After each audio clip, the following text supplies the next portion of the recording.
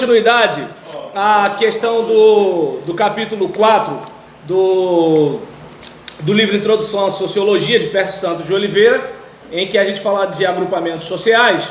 A gente já falou sobre grupo social, a gente falou sobre agregados sociais, a gente falou sobre mecanismos de sustentação de grupos sociais, e no mecanismos de sustentação de grupos sociais, a gente falou sobre liderança, da liderança institucional e a liderança pessoal. A gente até usou como exemplo nosso colega de turma Wagner no ambiente militar, as normas e as sanções sociais. Todo grupo tem um lance desse, os símbolos, em que aquilo que a gente vê como um objeto, para a gente significa um objeto, mas para determinado grupo, aquele objeto significa algo diferente. Eu usei o exemplo da cruz no reto do pessoal do movimento LGBTI, lembra? E aí, em relação à questão dos valores sociais, na página 79, a sociedade estipula o que é bom e o que é ruim, o que é bonito e o que é feio, o que é certo e o que é errado. Assim, na vida em sociedade, as ideias e opiniões, os fatos, os objetos, não são avaliados isoladamente, mas dentro de um contexto social que lhes atribui um significado, um valor, uma qualidade determinados. Quanto maior o contexto social, maior a variedade de opiniões, de princípios, de valores, muitas vezes conflitantes. Eu não sei se vocês lembram no diálogo de Jesus com a mulher samaritana, que o que fica claro ali? Que aquilo que estava acontecendo não era convencional, um homem conversar com uma mulher. Hoje a coisa mais natural do mundo é o homem conversar com uma mulher, mas naquele período aquilo ali não era um negócio convencional. Então a gente percebe que cada lugar, cada ambiente tem um determinado tipo de cultura. Por isso que aquilo que de repente é super normal no lugar, né, no município, no bairro, na cidade de onde você vem, não é super normal no município, no lugar ou na cidade para onde você vai. É como, digamos, o Marcelo, ele está vivendo um tipo de adolescência. Quando o Marcelo tiver 60 anos, não vai adiantar ele conversar com o neto dele, porque na minha época, porque o neto dele não vai entender nada em relação a isso. Né? É como a gente brincando aqui, né? Por exemplo, nós conhecemos o disco de vinil, né? E o Marcelo quase que não conhece o CD, né? Então, para perceber como é que as coisas são, né? Então a gente verifica o quanto as coisas são diferentes, as culturas, né? Como as coisas mudam com o passar do tempo. Logo, os valores sociais também. O certo, o errado, o bonito e o feio. Por exemplo, a gente percebe que na Renascença, o que era, né, as mulheres bonitas pintadas, né? Era diferente, né, do que se tem de mulher bonita de um tempo para cá. Então a gente vai perceber, né, que assim, aquilo que a arte expressava como beleza feminina é diferente do que a arte expressa hoje, e vai ser diferente do que a arte vai expressar daqui a 30, 40 ou 50 anos. Então é importante a gente lembrar disso. Quando eu era criança, o meu sonho era, quando eu me tornasse adulto, ter peito cabeludo igual o Tony Ramos. Aí hoje os camaradas que têm peito cabeludo depilam. Vai entender um negócio desse, né? Então é um tipo de situação para a gente verificar o quanto, né, a sociedade e seus valores podem mudar com o tempo. E a gente tem que pensar, né, nisso, porque às vezes a gente pode estar misturando o evangelho com a cultura, o que não é errado, porque nós somos seres produtores de cultura, mas o problema é quando a gente coloca no evangelho uma roupa chamada cultura e chama o evangelho pela cultura que a gente está usando como linguagem desse evangelho. Espero não ter confundido. E aí, poxa, obrigado, Júlio César. Poxa, você é um cara muito legal. E aí, em relação a esse caso, né, por exemplo, os valores sociais variam também, principalmente no espaço e no tempo, em função de cada época, de cada geração, de cada sociedade. O trabalho doméstico e o cuidado dos filhos, antes considerados tarefas exclusivamente femininas, são hoje comumente divididos entre o casal. Um pai dando uma madeira a seu filho é olhado com simpatia e aprovação. Há um tempo atrás esse negócio era estranho.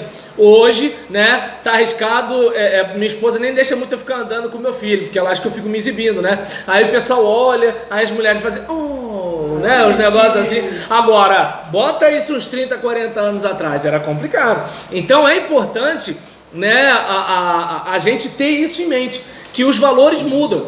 E a gente tem que lembrar quais são os valores da nossa fé. Porque é justamente aí que a coisa fica complicada. Porque a gente acaba trazendo para a fé o que acontece na cultura. E aí quando vai ver está tudo fluido também. E aí a gente vai confiar em quê? Vai acreditar no quê? Vai pregar o quê? Né? E por aí vai. O comportamento sexual é outra área em que se nota grande mudança. Até meados do século XX, a sociedade exercia um controle bastante rígido sobre a sexualidade das pessoas, especialmente em relação às mulheres. Em geral, o sexo era aceito exclusivamente dentro do casamento e valorizado apenas quando tinha a finalidade de gerar filhos. As mulheres que não se comportassem exatamente de acordo com esses valores eram mal vistas e sofriam uma série de punições sociais. Lentamente esses valores foram se modificando, mas sempre existiram mulheres mais liberadas que a maioria de sua época. E aí, nesse caso, eu não sei se dá para perceber, ele usa um exemplo aqui, que a gente não vai dar seguimento, que assim, essas situações sempre existiram, e a gente precisa estar sempre dialogando com o tempo e vendo aquilo que a gente pode alterar ou não. Como, por exemplo, há um tempo atrás, a juventude na igreja se casava virgem, não só por causa da Bíblia, porque os valores da sociedade eram assim, né? As crianças tomavam coça com vara, não é só por causa da Bíblia, é porque a sociedade era assim. Hoje está arriscado um camarada que bateu, espancou, deixou o filho cheio de vergão, chegar e botar a mão nas cadeiras e olhar para o filho e falar assim: não bate no meu neto, isso é covardia. E aí o filho confuso vai falar assim: eu não entendo, pai, mas você me bateu. Não, é porque eu era novo, inexperiente. Entende? Entende? Então a gente precisa ter isso muito em mente. Por quê? Porque o que a gente precisa manter muito firme como cristãos é algo relacionado aos princípios bíblicos e não necessariamente à cultura da época bíblica. Então, digamos, você vai ler na Bíblia a questão de fustigar a criança com a vara. Hoje, se você obedecer literalmente o texto, você estará fazendo com que haja uma ocorrência de violência doméstica, não é mesmo? Agora, a gente pode fazer com que algo seja desagradável na vida de uma criança, como a vara era desagradável na vida de uma criança. Então hoje, talvez uma varada, por mais incômoda que seja, não surta o mesmo efeito de ficar sem o celular durante o dia todo. Então é algo para se pensar, não é mesmo? Então, até porque o dia todo para uma criança é uma eternidade. Então é importante, entende? A gente observar que existe o aspecto da contextualização. Você não precisa necessariamente fazer o que Abraão fazia para você sentir a consciência tranquila de que você está obedecendo a Deus. Por que eu estou falando isso? Porque está arriscado uma mulher na igreja chamar o marido de senhor, porque Sara chamava Abraão de senhor. Eu até tentei isso lá em casa, mas não deu certo não. E aí nesse caso, né, em relação a minha esposa, falar assim: Sara é Sara, eu sou Gisélia, né? Então eu até tentei. E aí diante desse caso, é importante você guardar isso em mente. Por quê? Porque às vezes você está cobrando da igreja, né? Seja você pastor, seja você membro, você está cobrando da igreja uma coisa que nem Deus cobra, né? Ou às vezes você pode estar negociando a sua fé, né, em nome, né, de ter um bom relacionamento com o seu tempo e fazer coisas que ofendem a Deus. Então é importante a gente pensar nisso. Vamos pensar, há um tempo atrás, os crentes tinham aquela ideia de que tomar um contraceptivo ou fazer uma vasectomia, uma ligadura de trompas, seria um pecado, né? Agora, hoje a gente chega a um ponto em que corre o risco das pessoas abortarem e não achar que é pecado. Então, é importante a gente ter esse cuidado, essa reflexão, né, em relação à Bíblia e à cultura.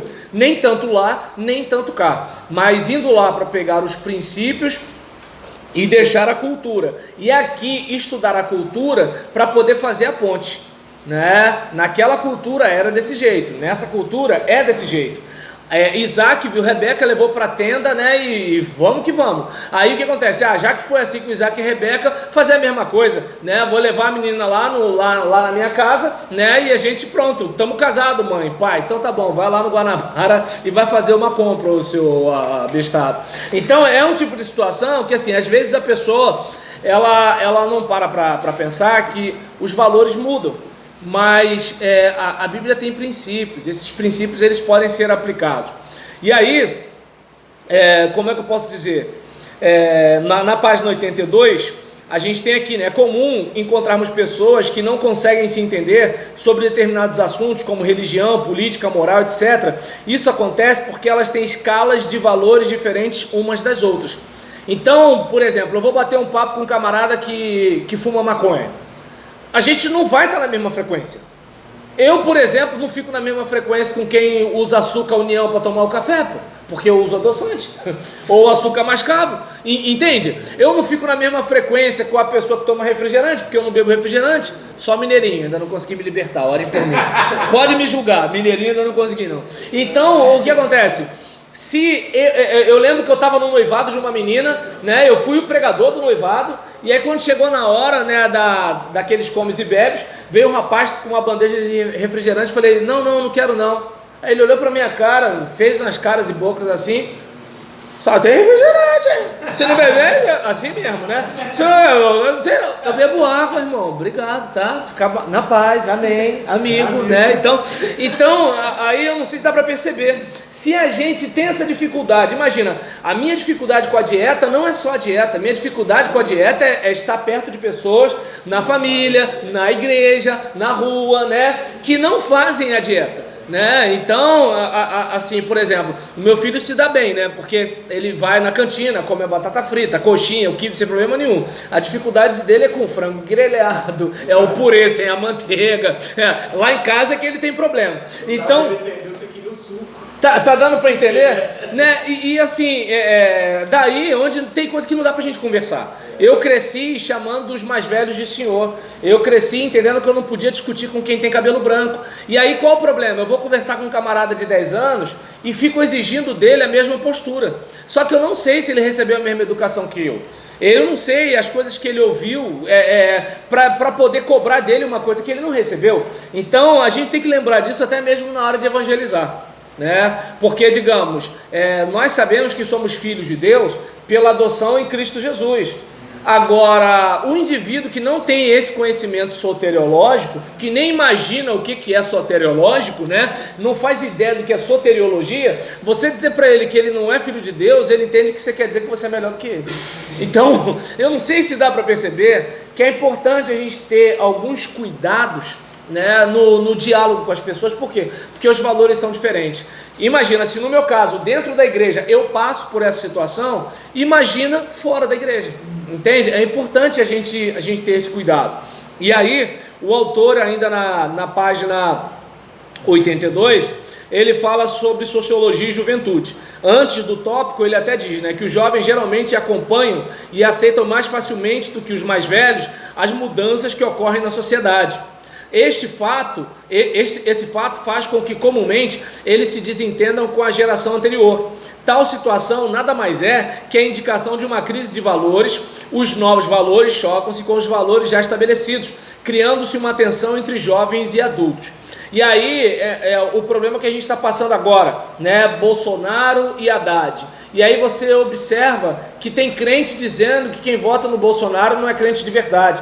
Tem crente dizendo que quem vota no Haddad não é crente de verdade. E aí a gente tem um choque de valores, né? Por quê? Porque num grupo existem pessoas que entendem que é errado o uso das drogas, tem gente que é errado isso, errado aquilo, tem gente que entende que não tem nada a ver, é uma questão de saúde pública, o aborto não sei o que lá e tal. E a gente precisa ter essa noção, né, que eu não sei se dá para perceber, não estou defendendo nem atacando nada, eu só estou dizendo, né, de repente alguém está assim, qual é a sua, professor? Né?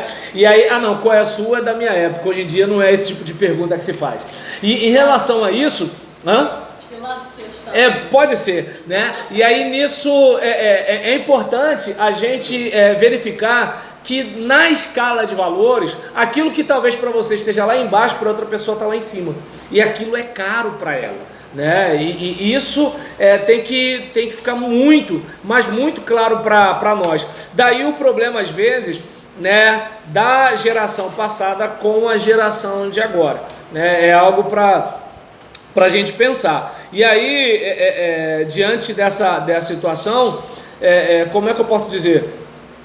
A gente precisa ter a consciência na página já 83, né, que é como um fenômeno da sociedade moderna que a juventude emerge como um tema para a sociologia. Na verdade, a sociologia se interessa pela juventude porque determinados setores jovens parecem problematizar o processo de transmissão das normas sociais. Então a gente observa, né, diante do quadro que a gente está vivendo, que a juventude é uma sinalização do que está acontecendo na sociedade. É como, digamos, existem coisas, né, que eu não vou conseguir digerir porque eu estou com uma outra mente, eu estou com a cabeça em outro lugar. Vamos pensar numa questão de namoro. Eu sou da época que a menina podia estar super afim do rapaz, mas ela esperava o galanteio, ela esperava a abordagem dele, ela podia estar sonhando com ele, pensando nele, falando dele com as amigas, mas ela ficava lá esperando. Eu sou desse tempo, então na minha cabeça, mulher é assim. Só que, por exemplo, não é mais assim, né? Então, o que acontece? A gente vive uma situação, né? Minha esposa mesmo falou, já vou comprar uma escopeta. Eu falei, calma menina, ainda não cresceu, né? Por quê? Porque a gente já observa hoje, né, as meninas estão partindo pro ataque, né? Entende? E aí você olha a situação dessa e fala assim, ué, o que houve? Se você não tem um diálogo com essa geração, você ainda está com a cabeça lá antigamente, né? Então é importante a questão da autoridade, né? A gente, por exemplo, cresceu com aquela ideia de autoridade. Hoje a palavra autoridade ela é confundida como autoritarismo, e não é a mesma coisa, né? Vamos pensar numa coisa simples. O policial me para na rua, e aí sempre que tá lá, giroflex, os camaradas ali parados, aquela coisa todinha, né? O que eu faço? Acendo a luz do salão, e a minha luz é de LED, né? Um negócio bem claro mesmo, ilumina tudo. Eu abaixo o farol, acendo a luz de LED, as duas mãos sobre o volante, né? Quando é força armada, eu olho para o militar e cumprimento. Quando é força auxiliar, eu olho para frente e não faço nada. E aí, nesse caso, diante de Deus, e aí nesse caso, pelo menos até hoje, eu olho para o militar da força armada, ou ele fala para eu parar, ou ele faz assim. Agora, quando as experiências que eu tive de olhar para a força auxiliar, rapaz, mas deixa isso quieto, né? Até porque, né, agora vem, né? Então deixa isso quieto. Então deixa os militares quietos para lá. Em relação a essa situação, você olhar para a juventude, você olha para um novo tempo. E você pode, por exemplo, ter uma noção de para onde vai a igreja, para onde vai a sociedade. Você pode ter uma noção, por quê? Porque a juventude, pegando o pensamento piagetiano, você está no equilíbrio, aí acontece alguma coisa que te desequilibra, e aí depois você se reequilibra, né? Então, o que acontece? Nesse raciocínio, o que você percebe? Você está lá no status quo, né? No estado atual das coisas, tranquilo, a vida funciona assim. Aí de repente você começa a conversar com seu filho, e ele, como assim? Por quê? Não acho não. E aí o que acontece? Você cresceu com cala a boca, menino, sabe com quem está falando, por que não, né? Só que hoje não funciona mais esse negócio. E aí, o que eu aprendi? Faz de conta que está conversando com o maluco, viaja na neurose. Em vez de bater de frente, vai perguntando, vai trocando ideia e tudo, tá? Aquela coisa todinha, né? Que nem a minha última postagem no meu Facebook sobre política, né, por pressão política da minha esposa, né, e aí porque eu coloquei qual dos dois candidatos é a verdadeira ameaça à democracia, porque os bolsominions dizem, né, que o Haddad é a ameaça, né, e os lulopetistas, eles dizem que é o Bolsonaro, e aí eu coloquei qual tal, aí começou, né, o engajamento. Aí quase que eu botei a divulgação, siga lá o meu canal no YouTube, porque deu engajamento, olha, e aí, foi. Mas qual o problema, né? Minha esposa, ela acessa o meu Facebook pelo celular dela. Aí ela viu, quando ela viu, né? Que é isso? Aí eu prometi que não ia mais postar nada, né? E tudo tal. E chegou uma hora que eu tava falando, né, sobre socialismo. Não, eu não tenho vergonha não, minha esposa toma conta da minha vida mesmo. Aí e ela sabe disso. Eu costumo dizer na igreja que minha esposa sofre de simetidez aguda. Ela é simetida mesmo na minha vida, né? Numa associação pastoral me perguntaram uma vez: qual é o ministério da sua esposa? Aí eu falei para a pessoa que estava perguntando: é tomar conta da minha vida, né? E faz muito bem. E aí nesse caso, de coração, diante de Deus, e toma mesmo, legal, né? Aí, por exemplo, a questão, né, do sistema de status e papéis, né? A gente tem a questão do status atribuído, que a gente até falou isso aqui na semana passada, que é o seguinte: olha, tem coisa, você é filho de fulano, você é irmão de fulano, você é pai de fulano, né? Você é negro, você é pobre, você é portador de deficiência, você é isso, você é aquilo outro, tal, né? É o atribuído. E tem o adquirido, né? De que é o seguinte: nenhuma das limitações me limitaram. Eu conquistei o direito disso aqui. Eu posso me olhar no espelho nos olhos e eu não me sinto em nada inferior a você, né? Por quê? Porque eu cheguei até aqui, né? Então tem a questão do status, né? O atribuído, o adquirido. O atribuído, assim, é aquele negócio: a sociedade já disse que você é. E aí a gente até trocou ideia, né, falando, né, sobre algumas situações, usando a questão do lixeiro, do jogador de futebol, né, do engenheiro, do camelô, e assim, não, do cadete e do camelô, e em relação a essas questões, né, dos papéis sociais da pessoa. E aí, na página 87, o status e o papel são coisas inseparáveis, e só os distinguimos para fins de estudo. Não há status que não corresponda a um papel social e vice-versa. E aí, qual é a situação? O indivíduo, status, papel, é semelhante a relação indivíduo, status e papel é semelhante a que existe entre o chofer, a direção e o assento do carro que dirige. A direção e o assento são constantes, com perpétua potencialidade de ação e controle, e representam o status. O chofer pode ora ser um, pode ora ser outro.